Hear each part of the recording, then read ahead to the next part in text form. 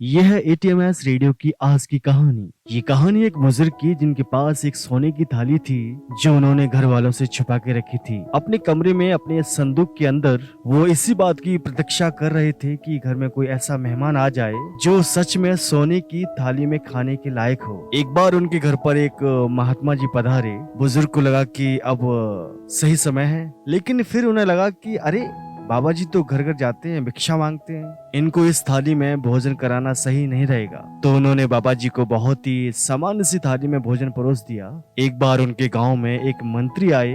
बुजुर्ग को लगा कि अब सही समय है मंत्री को सोने की थाली में भोजन परोसने का, लेकिन फिर उन्हें लगा कि मंत्री को क्यों, राजा को ही भोजन कराएंगे। सच में एक दिन राज्य के राजा उस गांव में पधारे, लेकिन राजा युद्ध हार चुके थे और गांव गांव जाकर सेना को इकट्ठी कर रहे थे। जब बुजुर्ग के घर आए और भोजन परोसने की बारी आई तो बुजुर्ग को लगा कि सोने की थाली इनके लिए नहीं है, क्योंकि ये तो युद्ध हार चुके हैं। कोई ऐसा राजा हो जो युद्ध जीता हो, जिसका पराक्रम हो, उसको भोजन कराया जाएगा। इसी थॉट के साथ उन्होंने उस थाली को वहीं छुपी रहने दिया, बाहर नहीं निकाला। और कुछ दिनों बाद बुजुर्ग की मृत्यु हो गई। समय बीत जाने के साथ साथ तो वो थाली काली पड़ गई। एक दिन उनका बेटा जब उस संदूक को खोल रहा था तो उसमें वो काली थाली मिली।